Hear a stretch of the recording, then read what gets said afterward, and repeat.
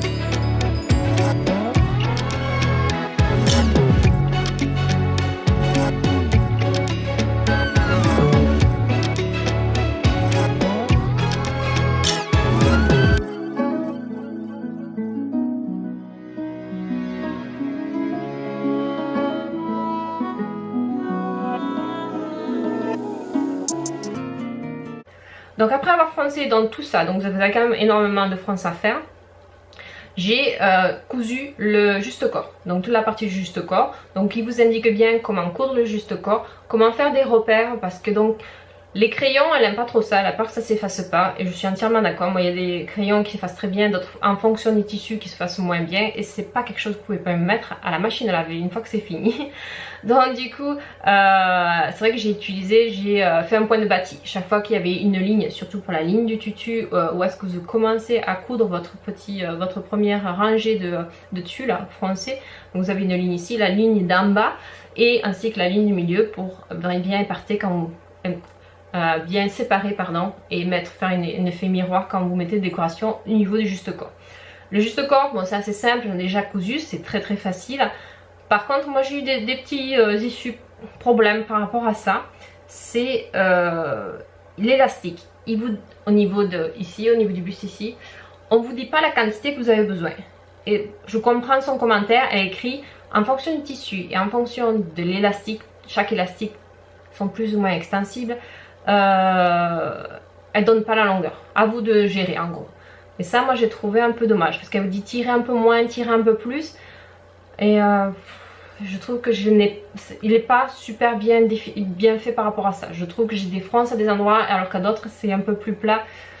Alors que j'ai l'habitude de faire juste corps, que je n'ai pas ce problème parce que souvent on me donne la grandeur de l'élastique et puis je le divise en 4 et puis j'arrive à gérer plus ou moins dans cette partie là. Mais là c'est vraiment en entier. Et vu qu'en plus il y a un décolleté sur le devant comme ça sur le juste corps, donc vous avez l'élastique qui part dans les deux sens. Donc vous commencez ici, vous allez derrière et vous finissez à l'avant. Pareil pour les cuisses. Donc les cuisses, je dirais tirer un tout petit peu pour le devant et tirer énormément à l'arrière. Et puis vous faites alors... J'ai espéré avoir le meilleur résultat et ça s'est très bien passé. C'est vrai que quand elle l'a essayé, ça lui va très bien. Donc ça, par rapport à la taille que j'ai fait. Pardon, j'ai oublié de vous dire. Donc la taille, ce patron-là que j'ai acheté, ça va que de la taille 6 à 8 ans. Il y a d'autres tailles en fonction de ce que vous voulez. Et moi je l'ai fait en 6 ans. Les marges de couture sont comprises de 0,6 mm aussi. J'avais oublié de vous dire ces informations. Donc c'est vrai que par rapport à ça, j'ai trouvé que l'élastique, j'aurais aimé des informations plus qui vous disent un peu plus. Donc vous faites ça. Après donc vous laissez bien ouvert au niveau du juste corps, au niveau entre les jambes pour pouvoir après coudre toute la partie de votre tulle. Et ça c'est vrai que... Donc c'est vraiment bien lire les indications parce que si vous allez trop vite pensant oh je sais faire, j'ai déjà fait d'autres juste corps, faites attention parce que là c'est un tutu donc il y a des étapes un petit peu différentes à faire. Après au niveau les bretelles, au niveau des épaules, elle dit pas quand est-ce qu'il faut les coudre. Donc moi je les ai laissées ouvertes jusqu'au dernier moment. Et après à la fin je les ai cousues vraiment qu'à la fin quand j'avais fini toute ma décoration que j'ai voulu faire au niveau du buste. Et pareil elle vous dit pas non plus où les coudre. Donc je les ai fait au milieu. Donc je les ai fait croiser dans le milieu comme ça. Pour la décoration du tutu en lui-même, elle vous dit de le faire ça vraiment à la fin, quand vous avez fini de montrer, que vous avez fini de coudre votre tulle sur le juste corps, que tout est mis en place, là vous faites la décoration. Alors moi je savais pas trop, puis en plus je voulais vraiment commencer la décoration parce que faire des fronces de tulle, ça va un peu hein, mais après c'est... Donc c'est vrai que j'ai fait mon plateau, et j'ai mis ma décoration sur mon plateau. Et donc du coup j'ai cousu mon plateau en mon juste corps. Et après j'ai fait le tulle, j'ai cousu en dessous mon tulle, toutes mes fronces de tulle en dessous. Ça c'est pas à faire. Il vaut mieux que vous cousez votre tulle et après mettez votre plateau par dessus. Je savais pas trop comment on coud un plateau par dessus du tulle. Et pour que ça fasse bien propre au niveau par rapport au buste, qu'il soit bien ajusté par rapport à votre plateau. Je voulais pas une ouverture ou je voulais pas des fils, parce que c'est du spandex donc ça s'effiloche pas, mais je voulais pas, que ça rentre pas bien, donc j'ai fait ça. Mais par contre du coup mon plateau il va vers l'intérieur parce que le tulle monte et donc du coup c'est vrai qu'il va à l'intérieur, donc du coup là, il a fallu que je le retire un petit peu, que je le couse à la main. Parlant de couture à la main, si vous aimez pas la couture à la main, évitez ce projet, il y en a énormément. Une fois que vous avez monté dans tout, il y avait quand même 5 couches de tulle. Vous avez cousu tout votre tulle sur le juste corps. Il vous faut coudre à la main les différentes épaisseurs. Donc il y a en général c'est 2 à 3 épaisseurs ensemble. Vous les cousez ensemble avec du fil à la main. Elle conseille apparemment une espèce de... Vous savez quand vous achetez tous les articles, hein, les vêtements, les chaussures, il y a toujours, ou des sacs à main, il y a toujours une espèce de plastique avec le prix attaché avec là, cette espèce de plastique là. Apparemment ce pistolet là c'est fait pour faire ça, là, cette espèce de plastique, je sais pas du tout comment ça s'appelle. Et donc ça permet d'envoyer le plastique à travers et puis et que ça attache votre tulle, les différentes couches de tulle que vous avez pour les attacher ensemble. J'imagine que ça doit être un gain de temps énorme. Mais moi je voulais pas dépenser en plus que je l'avais déjà dépensé. Puis je pense pas en refaire d'autres, je verrai peut-être un jour. Mais pour l'instant, donc je me suis dit oh, je vais le faire à la main. J'ai fait la main. Oui, ça prend un temps, c'est énorme. Je vais vous montrer si j'arrive à trouver rapidement tous les points qu'elle a mis. Donc elle a fait une photo. C'est tous vos points aussi que... Donc moi il a fallu que je fasse une couture à la main, que normalement il y a une espèce de pistolet, je sais pas comment ça s'appelle. Donc je vous montre le pistolet qu'elle a marqué, ça ressemble à ça. Donc c'est ça pour attacher les différentes épaisseurs de tulle, pardon. Et donc au final, il faut que vous ayez quelque chose comme ça. Alors, vous voyez tous les points blancs, et après vous voyez les points blancs à l'extérieur. Donc c'est à peu près ça. Donc ils vous disent la couche 2, 3 et 4 ensemble et la couche 1, 2 et 3 ensemble. Donc l'épaisseur, il faut que les attacher ensemble au fur et à mesure. Moi je l'ai fait à la main. Je l'ai fait parce que j'avais peur qu'un fil normal ne soit pas assez fort. Parce que quand même le tulle, c'était quand même du plastique avec des trous. Et j'avais peur que ce soit pas assez fort. Donc du coup j'ai utilisé, il me restait, j'ai des bobines de fil quand je faisais du crochet. J'ai fait un projet de crochet, donc il me restait ça. Et j'ai vrai que j'ai utilisé ça pour que ce soit plus solide. J'avais peur que de faire avec du fil de machine à coudre, ça ne marche pas.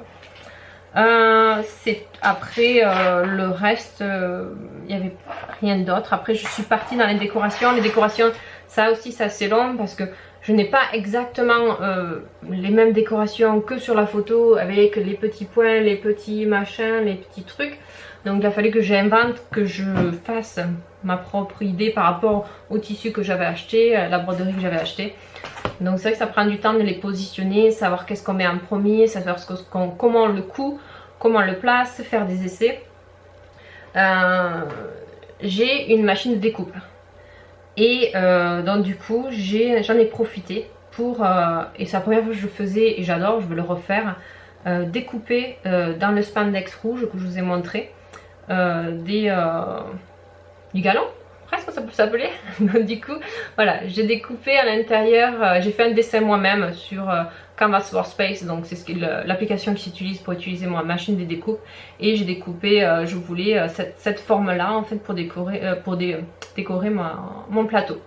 Et après, l'étape d'après, j'ai fait énormément des essais, c'est savoir comment le coudre, parce que là maintenant on se retrouve donc avec des... je ne vais pas garder des chutes. On se retrouve avec des choses comme ça, et puis en fonction de la machine à coudre, comment vous le mettez, si le point que vous faisiez, plus ou moins extensible, ça tirait un petit peu dessus, ça faisait pas joli. Du fil blanc, du fil transparent, alors là j'ai été au plus simple, j'ai fait un point zigzag, et rouge, j'ai fait avec du fil rouge, même si c'est un petit peu bordeaux, mais c'est brillant, mais ça se voit pas, Bon. Après c'est pas une professionnelle ma fille, donc... Ouais, j'ai fait ça, donc j'ai fait plusieurs essais par rapport à ça. Et c'est vrai que ça a été très rapide de couper à ma machine de découpe, je le referai quoi. Et puis en plus ça s'effiloche pas besoin de mettre du thermocollant, parce que souvent quand vous coupez du tissu sur les machines de découpe, il faut que vous mettiez du thermocollant, s'il va bien. Il faut que vous mettiez du thermocollant pour pas que ça s'effiloche ou quoi que ce soit. Et là non, c'est bien resté. Donc j'ai fait ça. Après pour tout ce qui est broderie avec celui-là, j'ai fait avec du fil blanc. Et après le galon doré que j'avais acheté, j'ai pris du fil doré là, par contre je l'avais acheté au moment d'acheter tout le reste. Et quand j'ai fini ici, je lui ai mis un petit peu un volant, la petite Félicie elle avait un petit volant ici au niveau des bretelles qu'elle a ici. Et la petite ceinture bien sûr au niveau. La petite ceinture, donc là ça devient compliqué parce que j'avais le tulle qui était déjà mis, mon plateau que j'avais déjà mis. Et là je vais mettre ma ceinture qui soit carrément collée au plateau. Je ne savais pas trop comment faire pareil. Donc j'ai recopié le patron et je me suis dit tiens je vais faire ma ceinture d'à peu près de 7 cm. J'ai recopié mon patron. Quand je suis partie donc de la ligne, normalement c'est qu'on coud la couche du tulle la plus élevée, la première qu'ils appellent. Et donc j'ai recopié cette partie là, j'ai fait j'ai recopié la ligne en gros, et puis au fur et à mesure j'ai ajouté 7 cm pour pouvoir faire une ceinture qu'elle soit bien ajustée par rapport à mon juste corps. Pour le coudre, le problème avec cette grande couche quand même de tulle, c'était le mettre à la machine à coudre. Et donc je n'avais pas le choix. J'ai fait un point, alors j'ai aucune idée comment s'appelle ce point en français ou en anglais, mais je l'ai trouvé sur internet. Je crois qu'en anglais c'est split stitch, je crois. En fait c'est un point où c'est fait pour les tissus extensibles.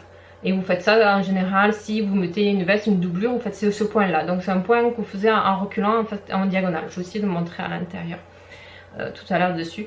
Et j'ai fait ça au niveau du bas. Après au niveau du haut de la ceinture, la couture à la main, ça me dérange pas trop, s'il n'y en a pas trop, mais là il y en avait énormément.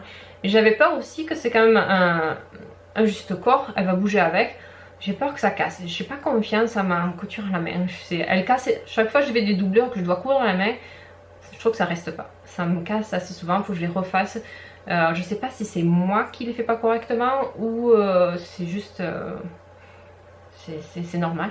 Donc c'est vrai que j'ai pas confiance. Donc là j'ai fait un point zigzag pour la fin de ma ceinture par rapport à ça. Et après j'ai fait ma décoration sur le reste. Le problème aussi que j'ai eu, c'est que mon tissu ici, avec la broderie, n'est pas du tout extensible, très peu. Donc c'est vrai que quand vous mettez ça, quand vous cousez ça sur du spandex qui est très extensible et qui est fait pour être extensible, ça ne va pas ça va plus être extensible. Donc ce qu'il faut bien faire, c'est étendre, donc ça je l'avais vu sur internet, étendre, j'avais lu, étendre votre tissu extensible et le coudre dessus. Mais quand vous le cousez dessus, ça fait une espèce de boule un peu moche là, c'est pas beau quoi, c'est pas plat, ça fait pas un bel appliqué en gros. Mais c'est normal. Mais après quand vous le mettez sur la personne, ça reste bien à plat. Mais c'est vrai que quand vous le cousez, c'est un peu bizarre parce que vous vous retrouvez avec une appliquée qui est complètement déformée. Donc j'avais fait par rapport à ça. Et c'est tout je crois. Ah oui, la dernière chose c'est que j'adorerais qu'ils fassent des mannequins comme celui-ci pour les enfants. Parce que là je me retrouve surtout pour coudre les appliqués. J'ai besoin de savoir sa taille. Mais ils font des mannequins pour les enfants, mais c'est qu'une seule taille. J'aimerais bien qu'il soit comme le nôtre là. Ici, si je veux le changer de taille, je le change, je tourne les roulettes et puis je change de taille. Mais pour les enfants, non, ils ne font pas ça. Et c'est vrai que donc ce que j'ai fait, c'est que j'ai mesuré le buste et le bassin de ma fille. J'ai pris des serviettes, je les ai plus ou moins serrées avec des élastiques et ça fait mon mannequin pour pouvoir mettre le tutu à l'intérieur. Et comme ça, j'ai pu rajouter, sans qu'elle soit derrière moi, parce qu'en général je coud le soir quand elle est au lit. Et j'ai pu rajouter la décoration que j'avais besoin de rajouter, les appliquer ou le galon, ce que j'avais besoin de faire. Je vous reprends tout de suite, je vous montre directement ce que j'ai fait en vous montrant sur ma table de couture à quoi ça ressemble. Voilà, à tout de suite. Alors je vous présente ma fille, les serviettes que j'ai enroulées ici pour faire ajuster. Donc je vais commencer par le début. Ici donc c'est les différentes couches, donc il y en a 5 de tulle que j'ai attachées, je sais pas si on va pouvoir voir. Ici ouais, on va pouvoir voir les coutures que j'ai faites, les attacher au fur et à mesure. J'ai mis ça, donc ça c'était une bordure du tissu qui était déjà brodé, donc je l'ai mis, j'ai fait le point zigzag et j'ai utilisé un fil blanc. Et après ça c'est le galon, pardon, je cherche le mot, le galon doré que j'ai acheté, que j'ai mis tout autour du tutu. Je vais vous montrer par dessus ce que ça fait par en haut. Voilà. Après, une fois que j'ai fait ça, j'ai cousu les grains de fleurs ici, pareil au point zigzag. Par contre là j'ai pas du tout fait étirer quoi que ce soit, quoi, parce que vu que c'est un plateau qui est plat, donc j'ai juste mis ça. Après j'ai fait mes bandes ici de galon ici dorées tout autour, tous les deux. Et oui, bien sûr j'ai cousu ça, mon flex que j'ai coupé avec ma machine de découpe, et je l'ai mis avec un point zigzag avec du fil rouge. Et je voulais rajouter des strass ici et ici. Par contre mon tutu est remonté un petit peu, donc j'ai fait des points ici blancs, et pour cacher mon point j'ai mis un strass doré ici. Pour au niveau du buste, c'est un peu de travers. Donc pour le buste j'ai rajouté pareil, j'ai mis les mêmes fleurs ici. J'ai découpé la feuille parce que vu que c'est à l'envers, du coup les feuilles, donc du coup celle-là je l'ai découpée, je l'ai déplacée ici pour que ça fasse un peu plus symétrique. Après j'ai mis une petite fleur parce qu'après ça faisait trop gros. Et je vais essayer de vous zoomer pour vous montrer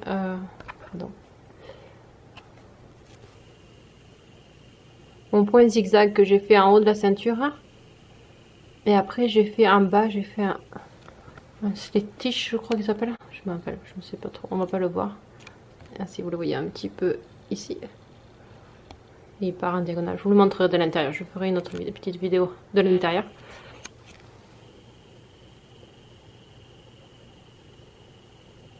Et derrière, je lui ai mis juste la fleur derrière ici.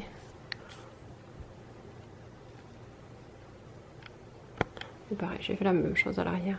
Ça aussi, j'ai rajouté la petite feuille. Je vais enlever le mannequin et je vous montre à l'intérieur. À l'intérieur, c'est beaucoup moins joli bien sûr, mais on s'en fout, personne ne le voit.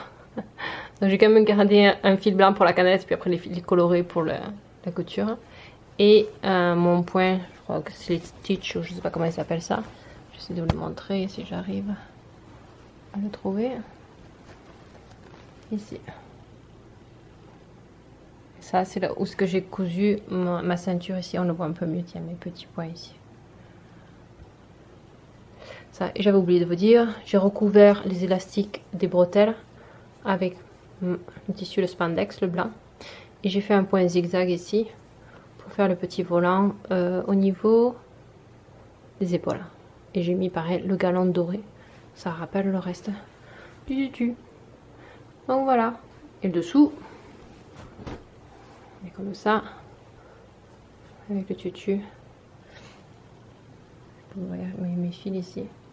Quand j'ai cousu les différentes épaisseurs.